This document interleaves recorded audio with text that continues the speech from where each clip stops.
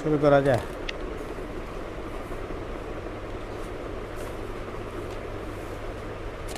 লাইভে আছে কেউ? মানে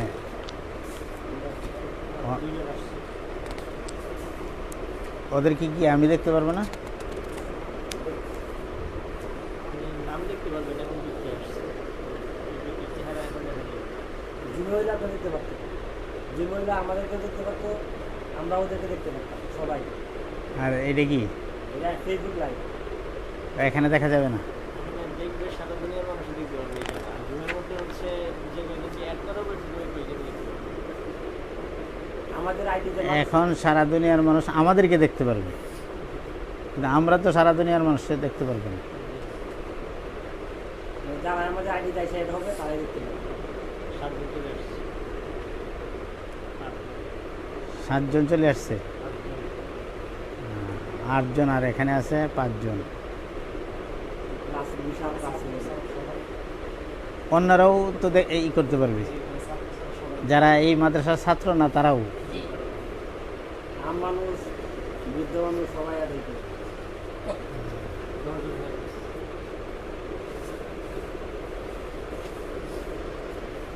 আচ্ছা, আমরা শুরু করতে পারি তাহলে।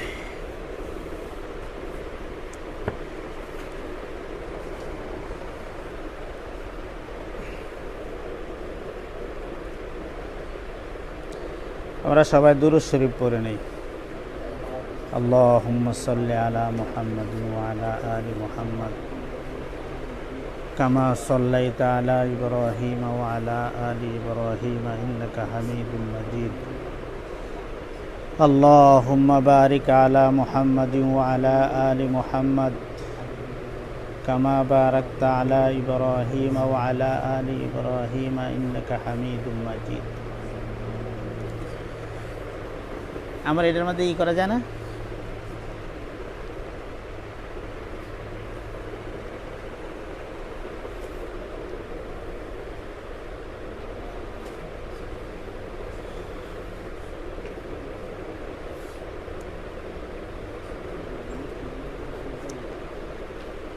সবাই পড়ি রাব্বি ইয়াসসির ওয়ালা তুআসসির ওয়া তাম্মিম আলাইনা বিল খাইর। রাব্বি ইয়াসসির ওয়ালা তুআসসির ওয়া তাম্মিম আলাইনা বিল খাইর। রব্বি কোরআন ও হাদিসের চর্চায়, কোরআন ও হাদিসের অন্বেষণে, কোরআন ও হাদিসের মাশগালায় বসার তৌফিক দান করেছেন। এজন্য সবাই একবার বলি আলহামদুলিল্লাহ।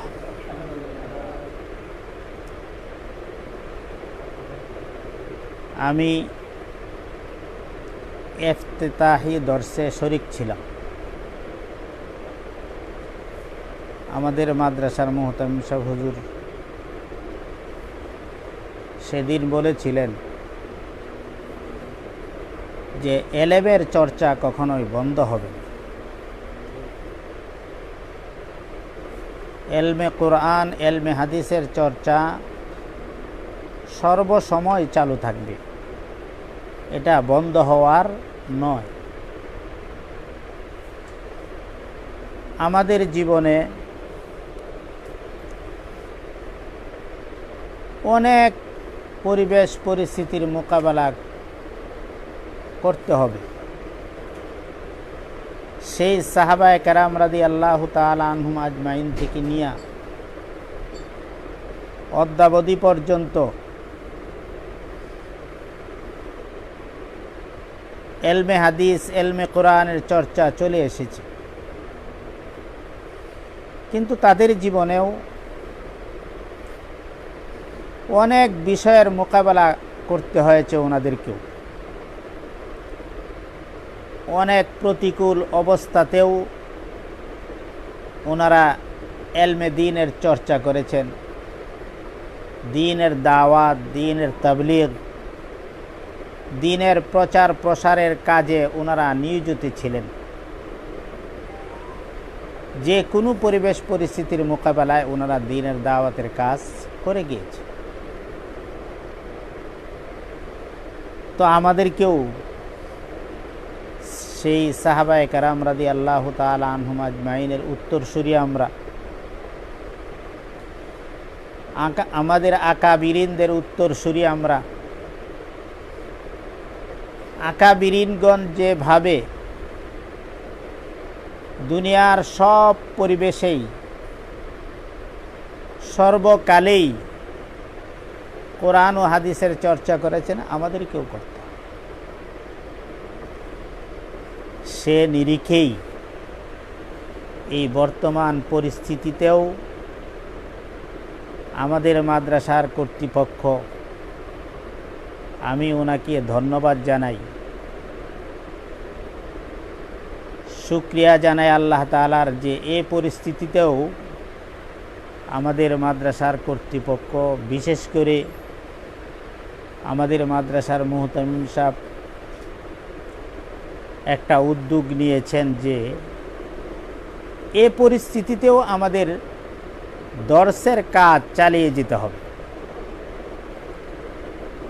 অবশ্য বর্তমানে এই পরিস্থিতিতে বাংলাদেশের অনেক মাদ্রাসায় বন্ধ, একদম বন্ধ, তালা লাগানো, কোনো ধরনের তালিম নাই, কোনো ধরনের তাদরিস তাদের মাদ্রাসায় নাই।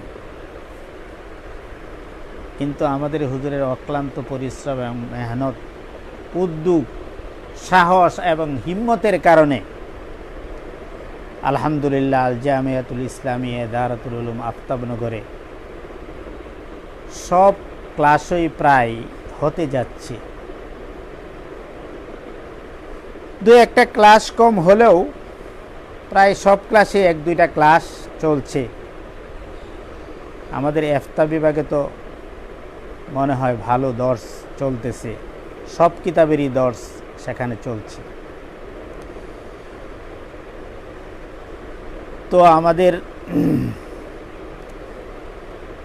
এই পরিস্থিতিতেও দর্সের ক্লাস যেহেতু চলতেছে, সেই হিসাবে আমার হিস্সায়ও একটা ক্লাস রয়েছে। সেটা হলো মুসলিম শরীফের ক্লাস। অবশ্য স্বাভাবিক পরিস্থিতিতে যদি আমরা থাকতাম, যথাসময়ে যদি আমরা ভর্তি করতে পারতাম ছাত্রদেরকে, যথাসময়ে আমাদের ক্লাস যদি শুরু হতো, তাহলে আমরা এই কিতাব শুরু করার পূর্বেই এই কিতাবের বিষয়াবলীর উপর বড় এক মুকাদ্দমার উপর আমরা আলোচনা করে থাকি। এই কিতাবের বিষয় হলো ইলমে হাদিস। ইলমে হাদিসের সংজ্ঞা, ইলমে হাদিসের তারিফ, গরজ, মওজু, ইলমে হাদিসের ফজিলত, মর্যাদা, ইলমে হাদিস যারা অন্বেষণ করবে, হাসিল করবে, অর্জন করবে, তাদের মর্যাদা, ইলমে হাদিসের তাৎপর্য, এইসব বিষয় আশয় নিয়ে আমরা যদি যথাসময়ে ক্লাস শুরু হতো, তাহলে আমরা এইগুলি বিষয়েও সংক্ষিপ্ত আকারে হলেও আলোচনা করতাম। কিন্তু পরিস্থিতির কারণে আমরা যথাসময়ে ক্লাস শুরু করতে পারি নাই। এই জন্য আমার মনে হয় এইসব বিষয়াবলী, ইলমে হাদিসের সংজ্ঞা, তারিফ, গরজ, মওজু, লক্ষ্য, উদ্দেশ্য, তার ফজিলত, এইসব বিষয়াবলী আপনারা এর আগেও মেশকাত শরীফে হয়তো অনেকটাই পড়েছেন। সেজন্য আমি ওই দিকে আর যাব, ডাইরেক্ট কিতাবটাকেই শুরু করতে চাচ্ছি। কিতাবকে নিয়েই আমার এবারের আলোচনা শুরু হবে। আমরা যে কিতাবটা পড়তে যাচ্ছি, এই কিতাবটার নাম সংক্ষিপ্ত আকারে আমরা বলে থাকি আস-সহিহ মুসলিম। নামটাও আসলে শেখার দরকার। দাওরায়ে হাদিসে যে সমস্ত কিতাবগুলি পড়ানো হয় সাধারণত এইসব কিতাবের নামগুলি সংক্ষিপ্ত আকারে সবসময় আমাদের সামনে থাকে। এই কিতাবটাকে আমরা সাধারণত মুসলিম শরীফ বলে থাকি। বুখারী শরীফকেও আমরা তার যে মূল নাম সেটা বলি না। সাধারণত আমাদের কথায় থাকে বুখারী শরীফ, তিরমিজি শরীফ, ইবনে মাজাহ, নাসাই এমন বলে থাকি। কিন্তু বাস্তবতা হলো এমন, সবাই না, দুই একজন এমনও বের হবে সারা বছর কিতাবটা পড়লাম।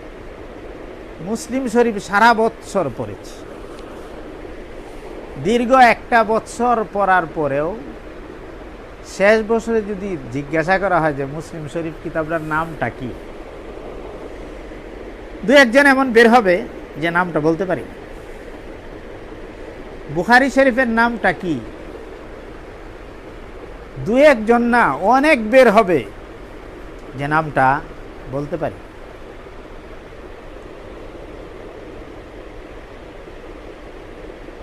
আমি একবার ইসলামিক ফাউন্ডেশনের জেলা কমিটির সদস্য ছিলাম। ওইখানে একটা নির্বাচন কমিটি থাকত, সেই কমিটির সদস্যও ছিলাম। কওমি মাদ্রাসা থেকে আমাকেই সদস্য করা হয়েছিল, যে ডিস্ট্রিক্টে ছিলাম সেই ডিস্ট্রিক্ট। তো এই নির্বাচন কমিটিতে থাকার কারণে দেখা গেল আমাদের কওমি মাদ্রাসার অনেক ছাত্ররাই বিভিন্ন সময় ইন্টারভিউ দিতে যাইতো বিভিন্ন কাজে, বিশেষ করে ইমাম প্রশিক্ষণ কর্মশালায় যোগদান করার জন্য তারাও প্রার্থী হতো। আমি ছাড়া আরও যারা সদস্য থাকতেন, তো আমার কওমি মাদ্রাসার ছাত্রদেরকে ঠেকাবার জন্য মনে হতো আর কি, যে ঠেকাবার জন্য এই প্রশ্নটাও করত যে তুমি যে দাওরায়ে হাদিস পড়েছ, এই দাওরায়ে হাদিসের সবচেয়ে বিশুদ্ধতম কিতাব হলো বুখারী শরীফ, তো এই বুখারী শরীফের নামটা বলো।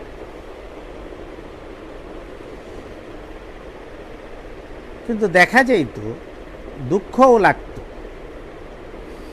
অনেক ছাত্রই, অনেক প্রার্থী নামটা বলতে পারত।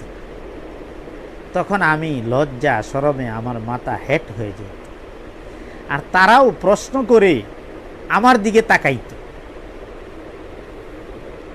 দেখেন আপনারা কি পড়ান। এই জন্য প্রথম আমি আমার কিতাবের নামটা শিখাইতে চাই। সংক্ষিপ্ত নাম হলো as-Sahih li মুসলিম। এমনি সবসময় অহরহ আমরা মুসলিম শরীফ বলি, কিন্তু এর অরিজিনাল নাম হলো, আসল নাম হলো আল মুসনাদুস সহিহ আল মুখতাসারু মিনাস সুনান বিনাকলিল আদলি আনিল আদলি আন রাসূলিল্লাহি সাল্লাল্লাহু আলাইহি ওয়াসাল্লাম। আমরা যারা সামনে আছি, আমরা কমপক্ষে এই নামটা দু একবার পড়ি। আল মুসনাদুস সহিহ কিতাবের শুরুতেই মনে হয় নামটা লেখা আছে, একদম কভার পৃষ্ঠায় লেখা আছে, ভিতরেও আছে। এবং এই নামটা মুখস্থ রাখতে হবে। আল মুসনাদুস সহিহ আল মুখতাসারু মিনাস সুনান বিনাকলিল আদলি আনিল আদলি আন রাসূলিল্লাহি সাল্লাল্লাহু আলাইহি ওয়াসাল্লাম। এটা হলো এই কিতাবের নাম। এমনিভাবে বুখারী শরীফেরও একটা নাম আছে। বুখারী শরীফের নামটাও হয়তো আপনারা শিখেছেন, আল জামিউল মুসনাদ as-সহিহুল মুখতাসার মিন রাসূলিল্লাহি সাল্লাল্লাহু আলাইহি ওয়াসাল্লাম ওয়া সুনানিহি ওয়া আইয়ামিহি। শিখছেন না? আপনি বলেন তো বুখারী শরীফের নামটা।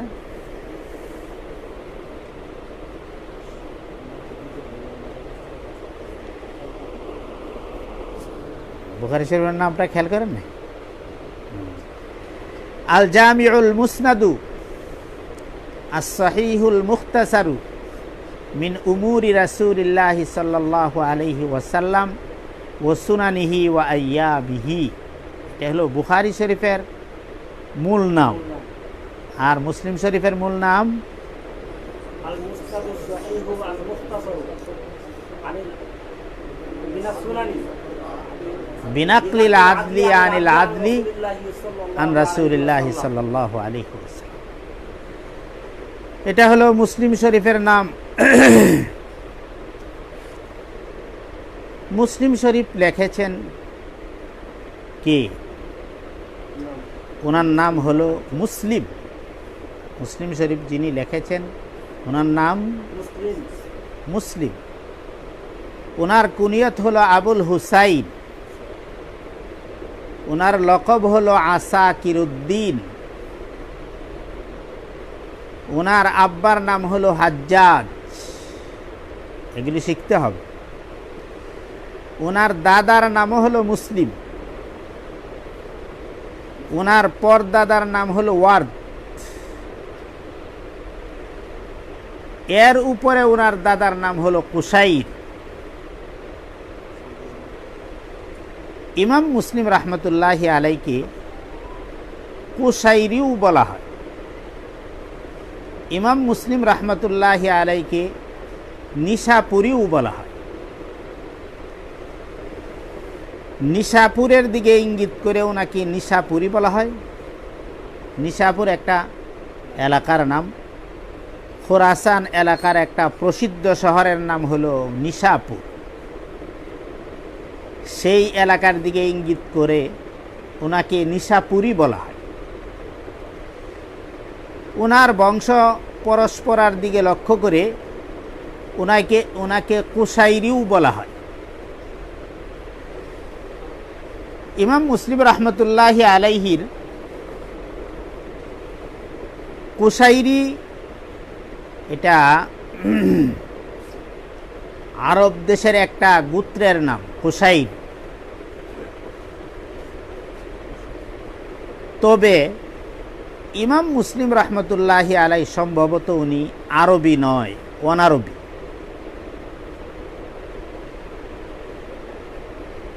উনি আরবি নয়, অনারবি। এটা কেমনে বুঝি? এটা উনার পরদাদার নামের দ্বারাতেই বোঝা যায় যে উনি হয়তো আরবি নয়, অনারবি। সেদিকে ইশারা করে একজন মুহাদ্দিস বলেছেন লাআল্লাহু মিন মাওয়ালি কুসাইর। উনার পরদাদা বা এর উপরের কেউ হয়তো আরব দেশের কোনো সম্ভ্রান্ত পরিবারের গোলাম ছিলেন, দাস ছিলেন। সেদিকে ইঙ্গিত করে ওনাদেরকে মাওয়ালি কুসাইর বলা হয়। যাক, ওনার বংশ পরস্পরাটাকে কুসাইরি বলা হয়। ইমাম মুসলিম রহমতুল্লাহি আলাইহির জন্ম, ওনার জন্ম আগেই বলেছি আমি, খোরাসান অঞ্চলের নিশাপুর শহরে ওনার জন্ম। ওনার জন্ম হয়েছে 204 হিজরিতে, 820 খ্রিস্টাব্দে ওনার জন্ম। ইমাম বুখারী রহমতুল্লাহি আলাইহির এন্তেকাল, ওনার এন্তেকাল হয়েছে 25শে রজব 261 হিজরি। 25শে রজব 261 হিজরি, 875 খ্রিস্টাব্দে।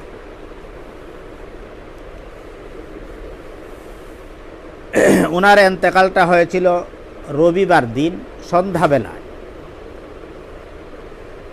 ওনার দাফন কাফন হয়েছে সোমবার দিন। ওনার এন্তেকাল হয়েছে রবিবার সন্ধ্যাবেলা, কিন্তু ওনার দাফন কাফনটা হয়েছে সোমবার দিন। নিশাপুরেই ওনার দাফন হয়েছে। উনার এন্তেকালের একটা ঐতিহাসিক ঘটনা রয়েছে। ইমাম মুসলিম রহমতুল্লাহি আলাই হাদিসের ক্ষেত্রে কতটুক মাগরুক ছিলেন, হাদিস যাচাই বাছাইয়ের ক্ষেত্রে উনি কতটুক মাগরুক ছিলেন, ডুবন্ত ছিলেন, সেটা আমরা এই ঘটনা থেকেই অনুমান করতে পারব। ইমাম মুসলিম রহমতুল্লাহি আলাই একবার একটা হাদিস তালাশ করতেছিল।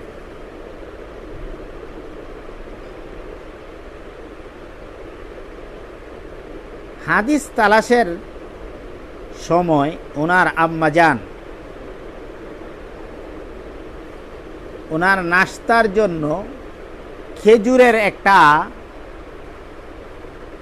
খাঁচাই ওনার সামনে রেখে দিলেন।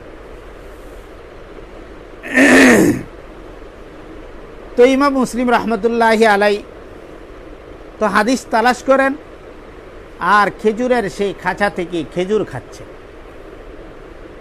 হাজির তালাশ করতেছেন আর খেজুরের খাঁচার থেকে খেজুর খেতেছেন। দেখা গেল ইমাম মুসলিম রহমতুল্লাহি আলাই খেজুরের খাঁচার সমস্ত খেজুর খেয়ে ফেলেছে। এদিক দিয়া উনি হাদিসটাও তালাশ করে বের করে ফেলেছে, হাদিসও বের করেছেন, খেজুরের খাঁচার খেজুরগুলো শেষ হয়ে, কিন্তু পরবর্তীতে ওনার বদ হজম হয়েছে। বদ হজম হওয়ার কারণে উনি আর বেশি সময় জীবিত ছিলেন না। ওই ঘটনাতেই উনি এই দুনিয়া ত্যাগ করে চলে গিয়েছেন। আর এই ত্যাগ করে চলে গিয়েছেন 25 রজব 261 হিজরি 875 খ্রিস্টাব্দে। ইমাম মুসলিম রহমতুল্লাহি আলাই যদি 875 খ্রিস্টাব্দে উনি এন্তেকাল করে থাকেন, ওনার জন্ম হয়েছিল 820 খ্রিস্টাব্দে, তাহলে ওনার সর্বমোট বয়স হয়েছিল কত?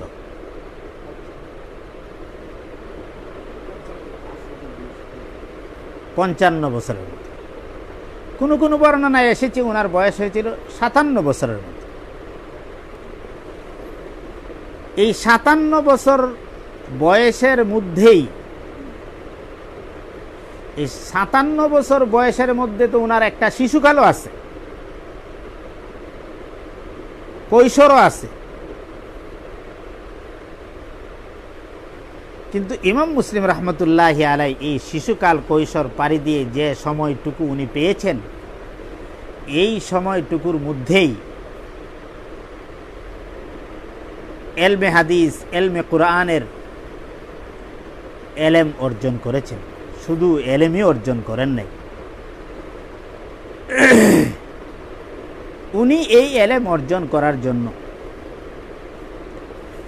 বিভিন্ন দেশে সাইর সফর করেছেন, অনেক দেশে ভ্রমণ করেছেন ইমাম মুসলিম রহমতুল্লাহি আলাই। অনেক উস্তাদদের কাছে উনি গিয়েছেন এলমে হাদিস অর্জন করার জন্য। উলামায়ে কেরাম বলেন, ইমাম মুসলিম রহমতুল্লাহি আলাই যাদের কাছ থেকে হাদিস সংগ্রহ করেছেন, গ্রহণ করেছেন, এমন ব্যক্তির সংখ্যা প্রায় 220 জন।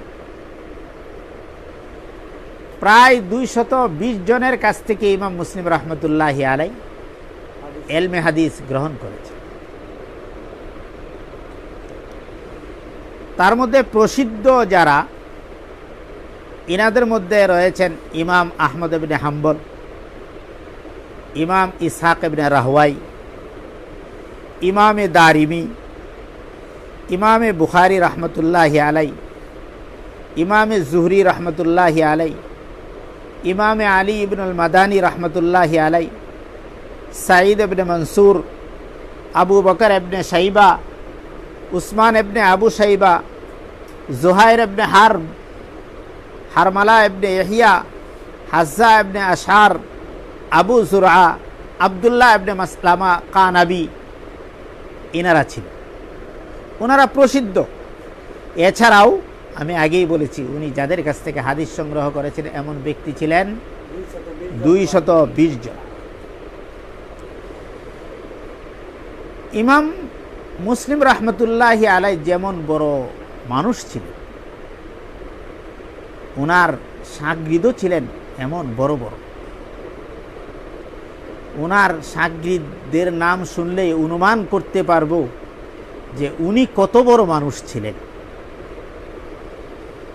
ইমাম মুসলিম রাহমাতুল্লাহি আলাইহি এর শাগরিদ ছিলেন ইমাম তিরমিজি রাহমাতুল্লাহি আলাইহি, যার কিতাব আপনারা জামিউত তিরমিজি পড়বেন।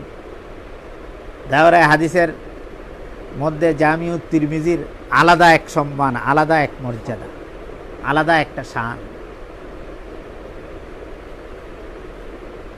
বর্তমান সময়ে তো আমরা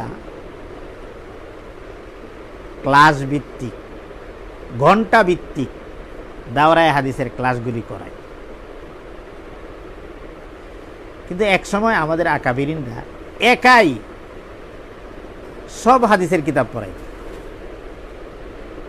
একজনেই বুখারীও পড়াইতেন, মুসলিমও পড়াইতেন, তিরমিজিও পড়াইতেন, নাসাইও পড়াইতেন।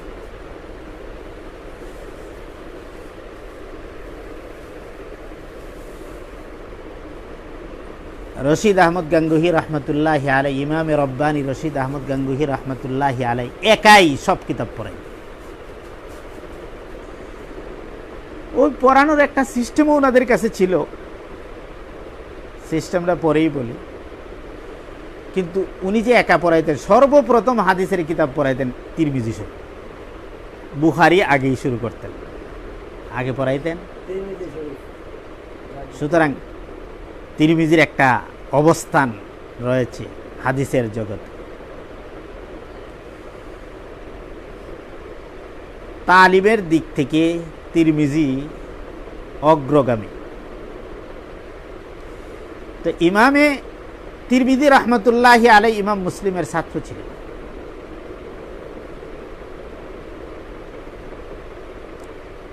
সালেহ ইবনে মুহাম্মদ জাজ্জারাও ইমামে মুসলিম রহমতুল্লাহি আলাইহি ছাত্র ছিলেন।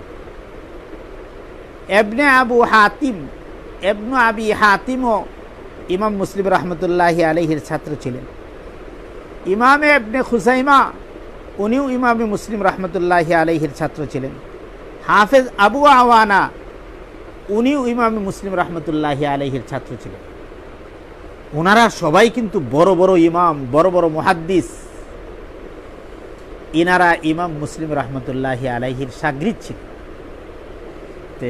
যার শাগরিদরাই ইমাম, যার শাগরিদরাই বড় বড় মুহাদ্দিস, তাহলে উনার উস্তাদ আরো কত বড়।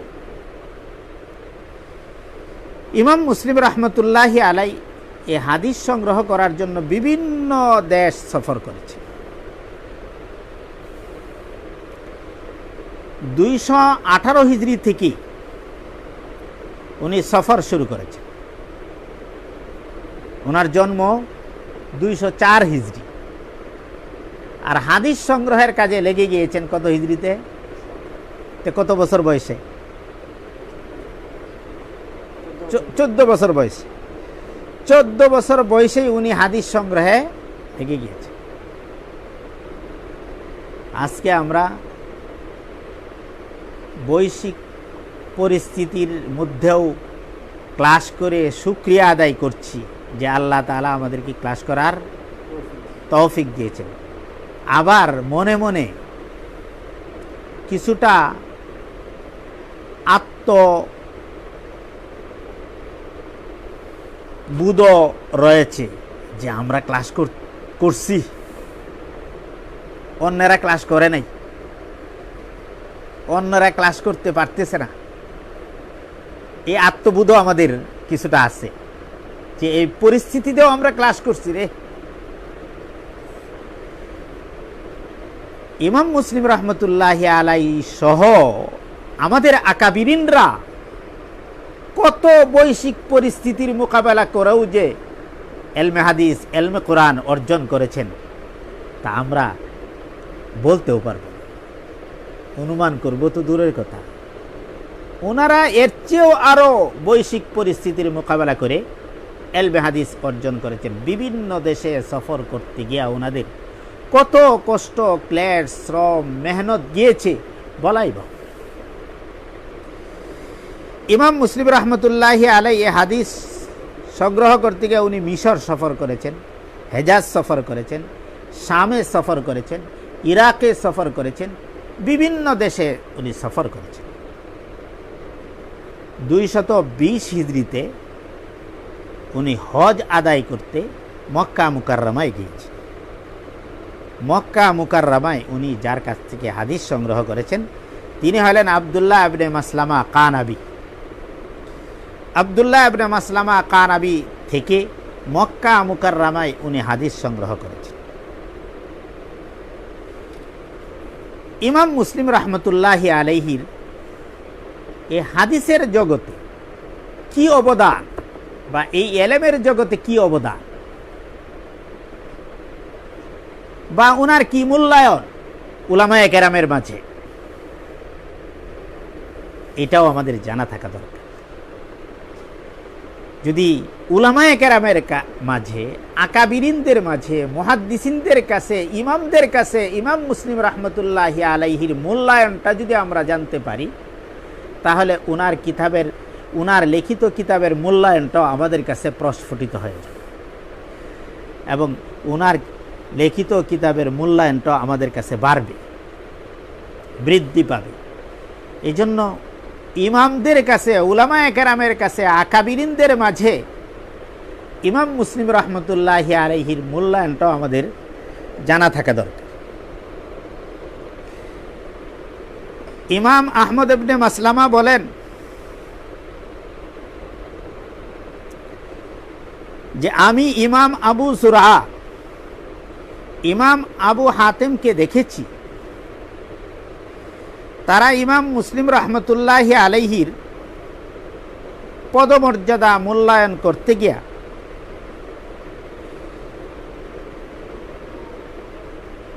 অনেক কথাই বলেছেন, এবং হাদিসের জগতে উনাদের কাছে সবচেয়ে বড় ব্যক্তিত্ব হলেন ইমাম মুসলিম রহমতুল্লাহি। ইমামে যাহাবি সিয়ারু আলামিন নুবালা নামক কিতাবে, সিয়ারু আলামিন নুবালা মানে আমাদের এখানেও আছে, ওই কিতাবে লিখেছেন যে ইমামে মুসলিম রহমতুল্লাহি আলাইহি হলেন ওই যুগের হুয়াল ইমামুল কবির আল হাফিজ আল মুজাব্বিদ আল হুজ্জা আস-সাদিক। ইমাম মুসলিম রহমতুল্লাহি আলাইহির শানে ইমাম যাহাবি এই সব শব্দ লিখেছেন। হুয়াল ইমামুল কবির আল হাফেজ, যিনি হাফেজ, হাফেজ মানে কি? হাফেজ হাদিস, কোরআনের নাম। উনি হলেন আল মুজাব্বিদ, উনি হলেন আল হুজ্জা, উনি হলেন আস-সাদিক। এইসব শব্দ ওনারা ইমাম মুসলিম রহমতুল্লাহি আলাইহির শানে প্রয়োগ করেছে। ইমাম ইসহাক ইবনে রাহওয়াই ইমাম মুসলিম রহমতুল্লাহি আলাইহির শানে বলেছেন, আইয়া রাজুলিন ইয়াকুনু হাযা, আইয়া রাজুলিন ইয়াকুনু হাযা, এমন ব্যক্তি ভবিষ্যতে আর কি জন্মাবে, আর কেউ পাবে? অর্থাৎ ইমাম ইসহাক ইবনে রাহওয়াই বলতে চাচ্ছেন ইমাম মুসলিম রহমতুল্লাহি আলাইহি হলেন এ যুগেরই শুধু শ্রেষ্ঠ নয়, ভবিষ্যতে উনার মতন ব্যক্তি পাওয়া যাবে না। ইমাম আবু কুরাইশ ইমাম মুসলিম রহমতুল্লাহি আলাইহির পদমর্যাদা বর্ণনা করতে গিয়া, ওনার অবস্থান বর্ণনা করতে গিয়া বলেন যে আমার দৃষ্টিতে সারা দুনিয়ায়, সারা পৃথিবীতে 4 জন হাফেজে হাদিস রয়েছে।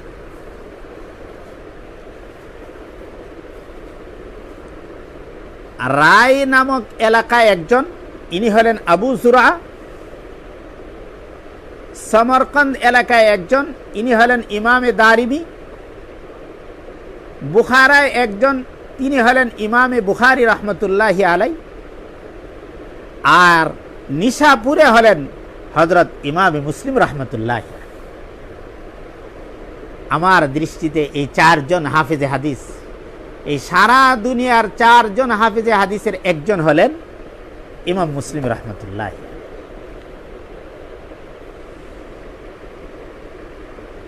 ইমামে ইসহাক কাউসাজ উনি বলেন, ইমাম মুসলিম রহমতুল্লাহ আলাইহির শানে উনি বলেন, লান্না আদিমাল খায়রা মা আবকাকাল্লাহু লিল মুসলিমিন। হে ইমাম মুসলিম, আপনাকে আল্লাহ তাবারক ওয়া তাআলা যতদিন মুসলমানের জন্য বাঁচিয়ে রাখবেন, ততদিন আমরা কখনো কল্যাণ বিমুখ হব না। অর্থাৎ আপনি যতদিন এই দুনিয়াতে আছেন, আমরা এই মুসলমান কল্যাণমুখী থাকব, আমাদের কল্যাণ আমাদের কাছে থাকবে। আপনি হয়তো দুনিয়ার থেকে চলে গেলে আমরা হয়তো কল্যাণ বিমুখ হয়ে যেতে পারি, কিন্তু আপনি যতদিন বেঁচে আছেন ততদিন পর্যন্ত আমরা কি হব না, কল্যাণ বিমুখ হব। এই হলেন ইমাম মুসলিম। এমন একজন ব্যক্তির কিতাবই আমরা পড়তে যাচ্ছি। সুতরাং ইনি যেমন বড়, ওনার লিখিত কিতাবটাও তত বড়। উনি যত মর্যাদাশালী, ওনার লিখিত কিতাবটাও সেরকম মর্যাদাশালী। শুধু ওনার কিতাব ইমাম মুসলিম রহমতুল্লাহি আলাই শুধু মুসলিম শরীফ লিখেছেন এমন না। ইমাম মুসলিম রহমতুল্লাহি আলাই মুসলিম শরীফ ছাড়াও আরও অনেক কিতাব লিখেছেন। তবে ওনার জীবনের অমর গ্রন্থ হলো মুসলিম শরীফ। এছাড়াও আরও অনেক কিতাব লিখেছেন, যেমন আল মুসনাদুল কবির, আল জামে, আল কুনা ওয়াল আসমা, আল ইফরাদ ওয়াল ওয়াহদান, আল আকরান, মাশাইখুস সাউরি, তাসমিয়ায়ে শুয়ুখ মালিক ও সুফিয়ান ও শাবি, আওহামুল মুহাদ্দিসিন, আওলাদুস সাহাবা, আত-তাবাকাত, আফরাদুস সাবিঈন, আত-তামঈজ, আল ইলাল, সওয়ালাত আহমদ ইবনে হাম্বল, এ ধরনের আরও অনেক কিতাব উনি লিখেছেন। ওনার প্রত্যেকটা কিতাবই খুব দামি, মূল্যবান। তবে ওনার অমর গ্রন্থ হল মুসলিম শরীফ। এই হলো আমরা ইমাম মুসলিম রহমতুল্লাহি আলাইহির অবস্থা জানলাম। ইমাম মুসলিম রহমতুল্লাহি আলাইহি যে কিতাবটা লিখেছেন,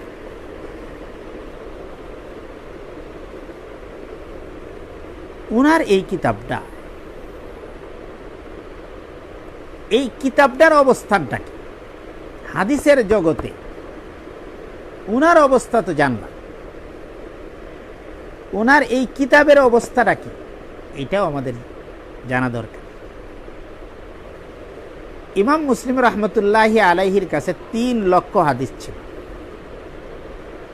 মুখস্থ লিখিত সব মিলায়া ইমাম মুসলিম রহমতুল্লাহি আলাইহির কাছে 3 লক্ষ হাদিস ছিল। ইমাম মুসলিম রহমতুল্লাহি আলাই 3 লক্ষ হাদিস থেকে যাচাই বাছাই করে ছানবিন করে এই কিতাবটা লিখেছেন। 3 লক্ষ হাদিস থেকে ছানবিন করেছেন। কেমন ছানবিনটা করেছেন? এই কিতাবের মধ্যে সর্বমোট পুনরাবৃত্তি সহ, তাকরার সহ এই কিতাবের মধ্যে হাদিস আছে 12,000। যদি তাকরার বাদ দেই তাহলে এই কিতাবের মধ্যে হাদিস আছে 3033টা। মাত্র কয়টা? মাত্র 3033। মাত্র 3000 হাদিস। তো প্রতি 3 লক্ষ হাদিস ওনার কাছে ছিল। এই 3 লক্ষ হাদিস থেকে ছানবিন করে যাচাই বাছাই করে উনি মাত্র 3000 হাদিস এখানে এনেছেন। প্রতি লাখ থেকে কত কত হাদিস? 1000 হাদিস। প্রতি লাখ হাদিস থেকে ছানবিন করে 1000 হাদিস সহি বিশুদ্ধ মরফু মুত্তাসিল হাদিস বের করে উনি এই কিতাবটা লিখেছেন। তাহলে ওনার ছানবিনটা, ওনার যাচাই বাছাইটা কত কঠিন। অনেক কঠিন যাচাই বাছাই করেই উনি এই কিতাবটা লিখেছেন।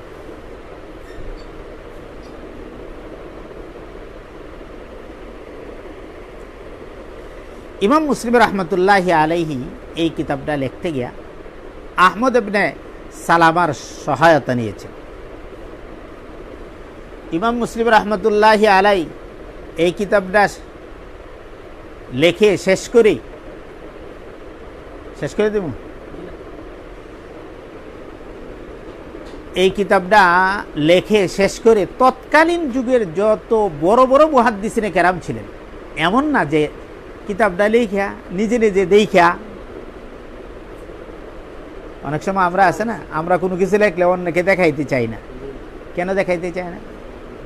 ভুল ত্রুটি যদি হয় তাহলে শরম পাবো, শরম থেকে বাঁচার জন্য দেখাতে চাই। নিজেরাই কোনো মতন মানে সম্পাদনা করে মার্কেটে ছাইরা দিই, তারপরে ভুল ত্রুটি হইলে হোক। কিন্তু ইমাম মুসলিম রহমতুল্লাহি আলাই তা করেন।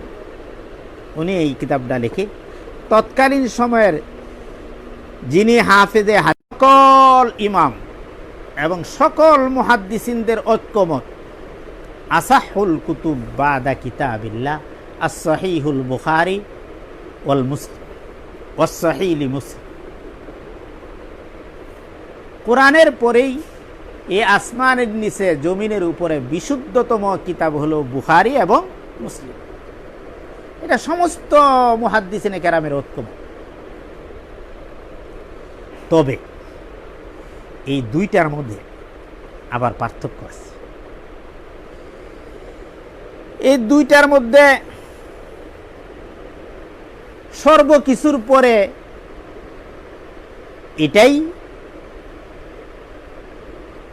চূড়ান্ত সিদ্ধান্ত কথা যে বুখারী শরীফই হলো বিশুদ্ধতম কিতাব। তবে বুখারী শরীফ বিশুদ্ধতম কিতাব, কিন্তু সব বিশুদ্ধ হাদিস যে বুখারী শরীফের মধ্যে আছে এরকম না। বুখারী শরীফের মধ্যে কয়টা হাদিস আছে? বুখারী শরীফে কয়টা হাদিস? 7275টা হাদিস মনে বিত্তাকরার, তাকরার সহ পুনরাবৃত্তি সহ সম্ভবত 7275টি হাদিস বুখারী শরীফের মধ্যে আছে। তে রাসূলের হাদিস কি 7000, 10000? আরো বেশি না? আরো বেশি, অনেক বেশি। তাহলে রাসূলের এই মাত্র এই 7000 হাদিসই বিশুদ্ধতম, আর বাকি সবই জয়ীফ? না, এটা হতে পারে। তবে বুখারী শরীফ বিশুদ্ধতম কিতাব, কিন্তু সব বিশুদ্ধ হাদিসই বুখারী শরীফে নাই। বিশুদ্ধতম কিতাব বুখারী শরীফ। আমাদের এই কথাটা এটা আমরাই বলেছি, এই বিশুদ্ধতম কথাটা কিন্তু আমরাই সমাজের মাঝে প্রচার করছি। কিন্তু আমাদের এই কথাটা দিয়ে এখন একদল মানুষ আছে আমাদেরকে কি করতে চায়? গায়েল করতে চায়। বুখারী শরীফকে এই বিশুদ্ধতম বলতে বলতে বলতে বলতে এমন পর্যায়ে নিয়ে গেছি, আর বাকি হাদিসগুলি, হাদিসের কিতাবগুলি কিতাবের মতোই মনে হয় না, হাদিসের কিতাবের মতোই মনে হয়। এবং কিছু মানুষ তো এমন বর্তমানে এমন পর্যায়ে নিয়ে গিয়েছে একদল মানুষকে যে কোরআনের আগে তালাশ করে বুখারী শরীফে আছে কিনা। বিষয়টা কোরআনে আছে কিনা এটা তালাশ করব আগে, কিন্তু সেটা তালাশ না করে আগে তালাশ করে কি বুখারী শরীফে আছে কিনা। এইটা ঠিক। বুখারী শরীফ বিশুদ্ধতম কিতাব, কিন্তু এইভাবে করাটা, এরকম করাটা কি না ঠিক? হ্যাঁ, বুখারী শরীফ বিশুদ্ধতম কিতাব, তবে বিভিন্ন বিষয়াবলীর দিকে লক্ষ্য করলে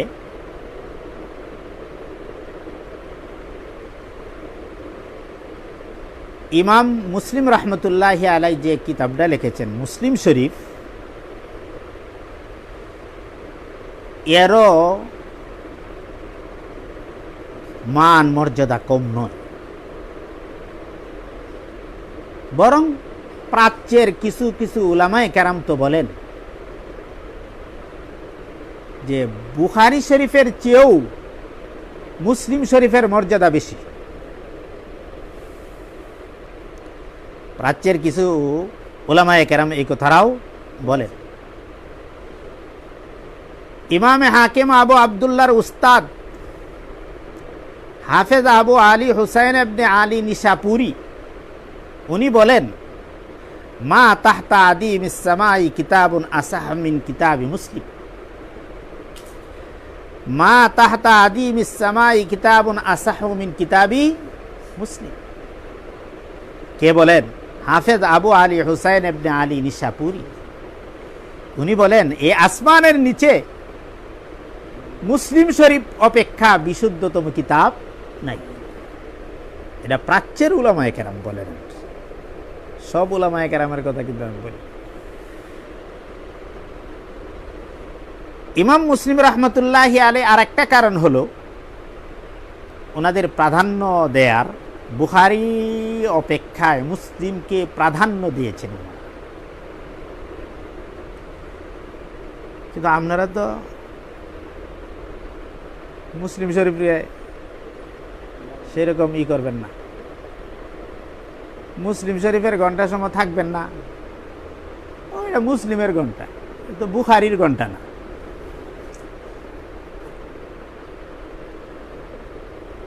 মুসলিম শরীফের ক্লাসের সময় খানা খাইতে যাইবেন, নামাজ পড়াইতে যাইবেন, আজান দিতে যাইবেন, এটা মুসলিমের ক্লাস, এটা না করতে। কিন্তু প্রাচ্যের উলামায়ে কেরাম বলেন এইটা খালি মুসলিমের ক্লাস না, এটা বিশুদ্ধতম কিতাবের ক্লাস। এটা কিসের ক্লাস? হ্যাঁ,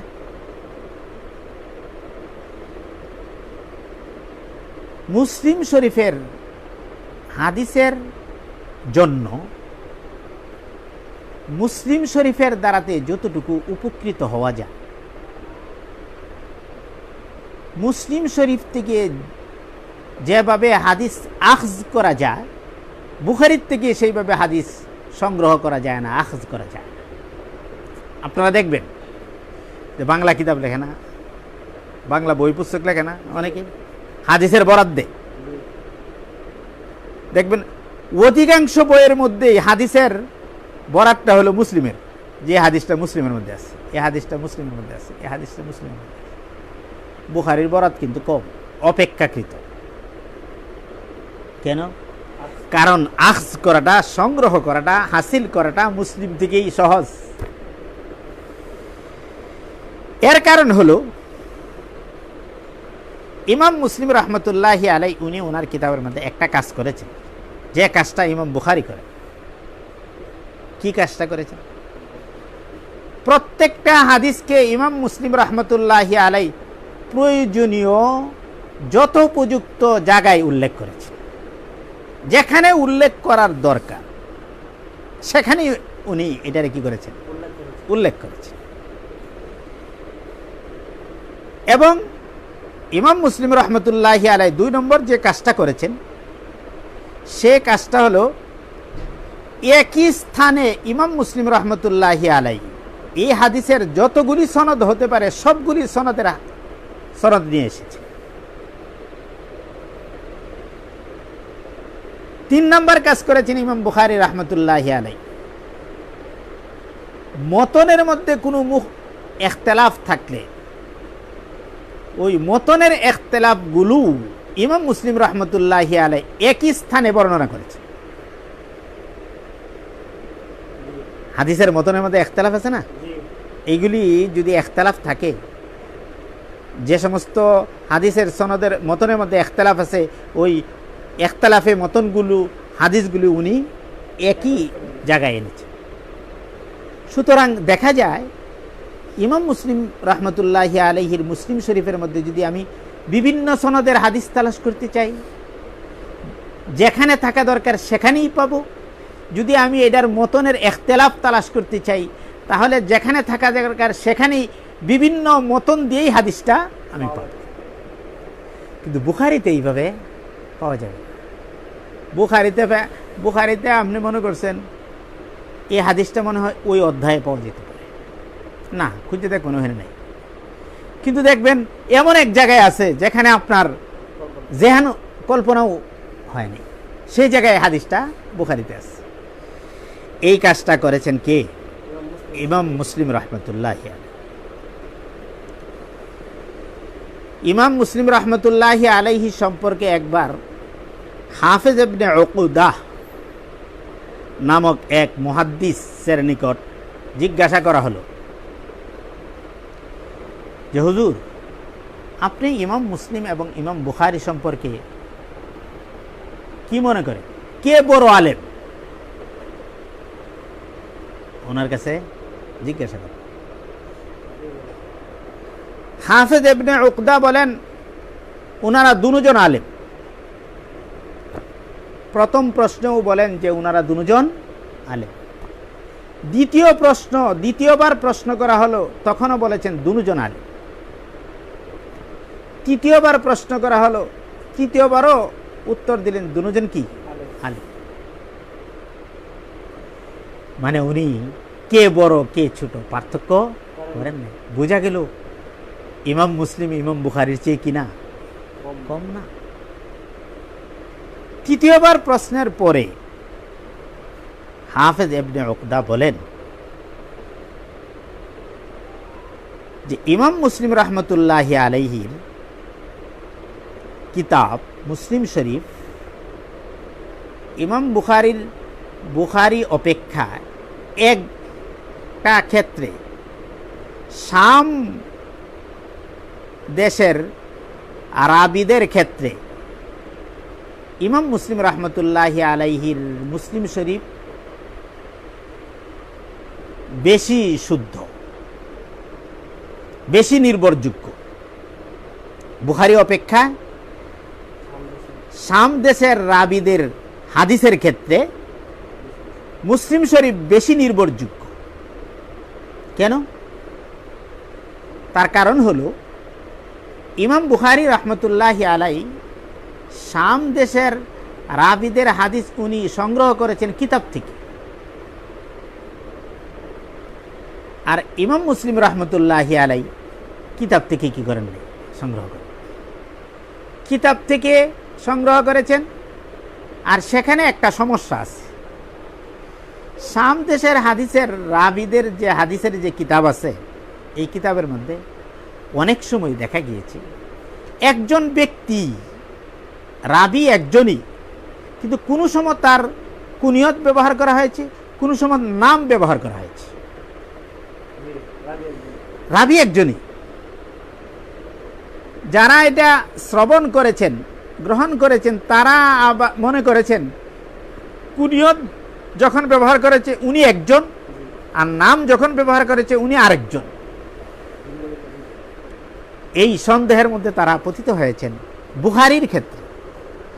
কিন্তু ইমাম মুসলিম রহমতুল্লাহি আলাইহির ক্ষেত্রে এটা হয়নি। ইমাম মুসলিম রহমতুল্লাহি আলাইহির ক্ষেত্রে এটা হয়। ইমাম মুসলিম রহমতুল্লাহি আলাইহি শুধুমাত্র ওনার কিতাবের মধ্যে মরফু এবং মুত্তাদের হাদিসগুলি গ্রহণ করেছেন। ইমাম মুসলিম রহমতুল্লাহি আলাইহি মাকতু এবং মুরসাল হাদিস ওনার কিতাবের মধ্যে আনেন। ইমাম মুসলিম রহমতুল্লাহি আলাইহির সকল সনদই হলো মরফু এবং মুত্তাসিল, আর ইমাম বুখারী রহমতুল্লাহি আলাইহির কিতাবের মধ্যে মরফু আছে, মুত্তাসিলও আছে, মাকতু আছে, মুরসালও আছে। আছে, এইসব হাদিসও রয়েছে। এই হলো ইমাম মুসলিম রহমতুল্লাহি আলাইহির লিখিত কিতাব মুসলিম শরীফের অবস্থা। আজকে এ পর্যন্তই থাক, পরবর্তীতে ইনশাআল্লাহ।